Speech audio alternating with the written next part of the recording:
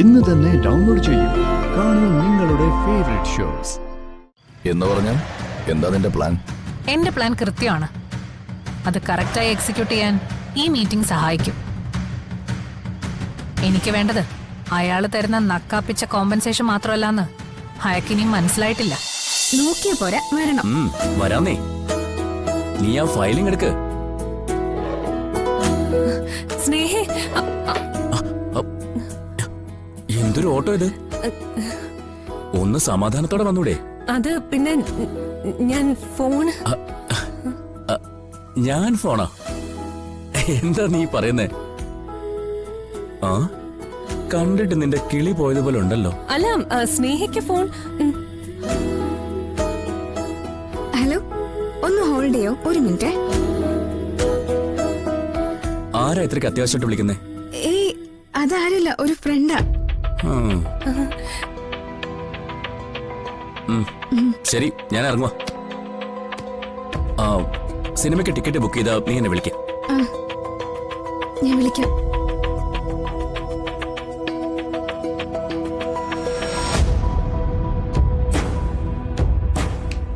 നീ എന്ത് പണിയായി കാണിച്ചേ? ഭാഗ്യത്തിന് രക്ഷപ്പെട്ടെ. കുറെ നേരമായിട്ട് ഹരീഷ് എന്നെ വിളിച്ചോണ്ടിരിക്കുക. സംസാരിക്കേ. ഹലോ ഹരീഷ്, എത്ര നേരം കൊണ്ട് ഞാൻ വിളിക്കുക? ഞാൻ കുറച്ച് തിരക്കിലായിരുന്നു. ഹരീഷ്, ഞാൻ തിരിച്ചു വിളിച്ചാൽ മതിയോ? എന്താ അനക്കിത്? ഞാൻ എപ്പോ വിളിച്ചാലും അനക്കയ്ക്ക് പല പല തിരക്കുകളാ. ഒന്ന് മനസ്സിലാക്ക ഹരീഷ്, എനിക്കും വിളിക്കണം സംസാരിക്കണം എന്നൊക്കെ ആഗ്രഹം ഇല്ലാഞ്ഞിട്ടാണോ? പക്ഷെ സമയം കിട്ടണ്ടേ? എന്തായാലും ഇന്ന് വൈകുന്നേരം ഞാൻ വിളിക്കാം. വിളിക്കല്ലോ, എന്നെ പറ്റിക്കരുത്. ഇല്ല, ഞാൻ വിളിക്കാം. അതെ, ഫോൺ വെക്കുന്നതിന് മുമ്പ് എനിക്കൊരു കാര്യം പറയാനുണ്ട്. എന്താ? ഒന്ന് വേഗം പറഞ്ഞോളൂ. നമുക്കേ ഒന്നുകൂടി കണ്ടാലോ? നാളെ രാവിലെ എവിടെയെങ്കിലും വെച്ചിട്ട്. അതൊക്കെ ഞാൻ വൈകിട്ട് വിളിക്കുമ്പോ പറയാം. ഇപ്പൊ ഞാൻ ഫോൺ വെക്കട്ടെ. ബൈ.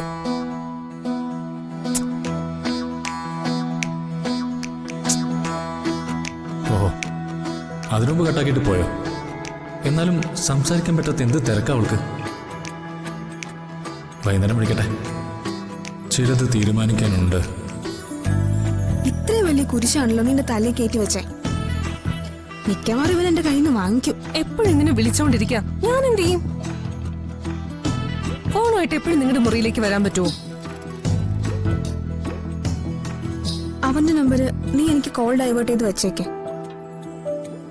ഫോൺ വരുമ്പോ ഞാൻ സംസാരിച്ചോളാം. ഇപ്പൊ അവൻ എന്താ പറഞ്ഞേ? നാളെ രാവിലെ അവൻ ഒന്നുകൂടെ അനഘയെ കാണുമെന്ന്.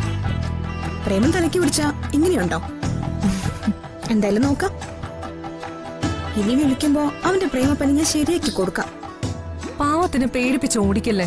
അവനെ മാത്രല്ല, നിന്നെ കൂടി ഞാൻ ഇവിടുന്ന് ഓടിക്കും. നോക്കിക്കോ. അവളുടെ പ്രേമം കാരണം ഞാൻ ആകെ വലഞ്ഞെന്ന് പറഞ്ഞാ മതിയല്ലോ. എന്റെ കാര്യം അവിടെ നിക്കട്ടെ. താലി കെട്ടാൻ പോയവര് ഇതുവരെ തിരിച്ചു വന്നില്ലല്ലോ. അവര് വന്നോളും. നീ വാ, നമുക്ക് ഫുഡ് എന്തെങ്കിലും ഉണ്ടാക്കാം. വാ.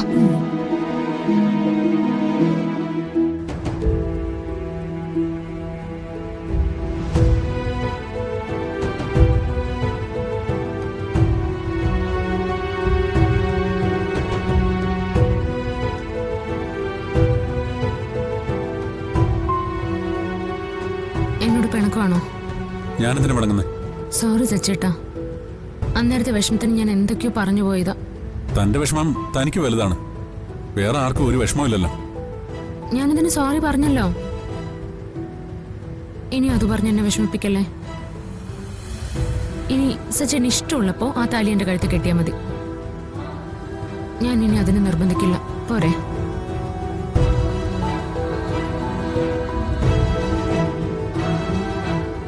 എടോ, നല്ലൊരു സമയം നോക്കി ഉടനെ തന്നെ അത് തന്റെ കഴുത്ത് കെട്ടിത്തരാം. പോരെ? അത് മതി.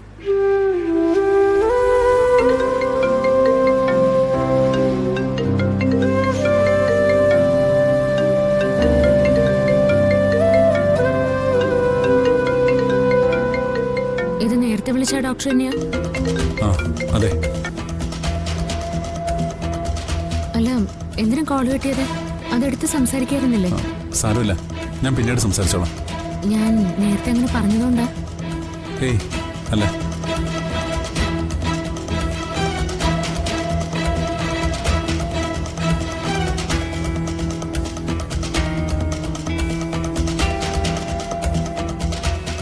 എന്തു തോന്നുന്നു കേട്ടിട്ട്? ആദ്യം ധനുഷ് എന്നോട് സംസാരിക്കാൻ വരുന്നു, അവരെ ഉപദ്രവിക്കരുതെന്ന് പറയുന്നു. എന്റെ കെയർ ഓഫിൽ നെല്ലിശ്ശേരിയിലേക്ക് വന്നവൻ എന്നെ ഭീഷണിപ്പെടുത്തുക വരെ ചെയ്തു. ഇപ്പൊ സേതുമാധവൻ അമ്മാവനെ വിളിച്ച് സെറ്റിൽമെന്റ് സംസാരിക്കുന്നു. എന്താ ഇതിന്റെയൊക്കെ അർത്ഥം? എത്രയും പെട്ടെന്ന് ഡിവോഴ്സ് കിട്ടിയാൽ അവർക്ക് സന്ധ്യയും നന്ദനും തമ്മിലുള്ള വിവാഹം നടത്താം. അത് തന്നെ, അല്ലാതെന്താ? അത് മാത്രമല്ല, അവരെന്നെ വല്ലാതെ ഭയപ്പെടുന്നു. ഞാൻ എന്താ ചെയ്യാന്ന് അവർക്ക് ചിന്തിക്കാൻ പോലും പറ്റുന്നില്ല. അത് ശരിയാണ്, ആ പേടി എനിക്കുണ്ട്. ഇവൾക്ക് പകുതി വട്ടം നേരത്തെയുണ്ട്. ഇതിനെല്ലാം പിന്നിൽ ഞാനാണെന്ന് കൂടി അറിഞ്ഞാൽ ഇവൾക്ക് മുഴുപ്രാന്താവും. അതോടെ എന്റെ കാര്യം കട്ടപ്പോയാവും. അതുകൊണ്ട് സൂക്ഷിച്ചു വേണം ഇവളോട് സംസാരിക്കാൻ. ഒരു വാക്ക് പോലും നാവിൽ നിന്ന് അറിയാതെ വീണു പോകരുത്. അമ്മാവനെന്താ ആലോചിക്കുന്നെ? അല്ല, നീ പറഞ്ഞത് അത്ര ശരിയാണെന്ന് ആലോചിക്കുകയായിരുന്നു. അവർക്ക് നിന്നെ പേടി തന്നെയാണ്. അമ്മാവനൊരു കാര്യം ചെയ്, സെറ്റിൽമെന്റിന് ഞാൻ തയ്യാറാണെന്ന് സേതുമാധവനെ അറിയിക്ക്. എന്നിട്ട് അയാളുമായിട്ടൊരു മീറ്റിംഗ് ഫിക്സ് ചെയ്യ്.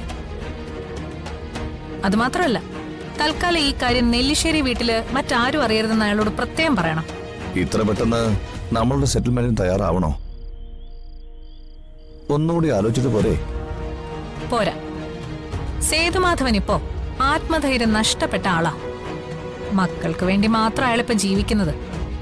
അതുകൊണ്ട് തന്നെ നമ്മൾ പറയുന്ന എന്ത് സെറ്റിൽമെന്റിനും അയാൾ തയ്യാറാവും.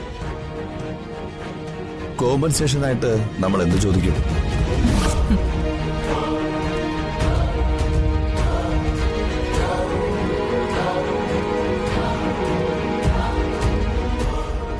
കോമ്പൻസേഷൻ എന്ത് വേണം, എത്ര വേണമെന്നൊക്കെ ഞാൻ ആ സമയം പറയാം. മോൾ എന്താ ഉദ്ദേശിക്കുന്നത്? അയാൾ തരുന്ന കോമ്പൻസേഷൻ വാങ്ങി പിന്മാറിപ്പോകാനാണോ? ഒരിക്കലുമല്ല, അയാളെ കൂടുതൽ കുരുക്കിലാക്കാൻ.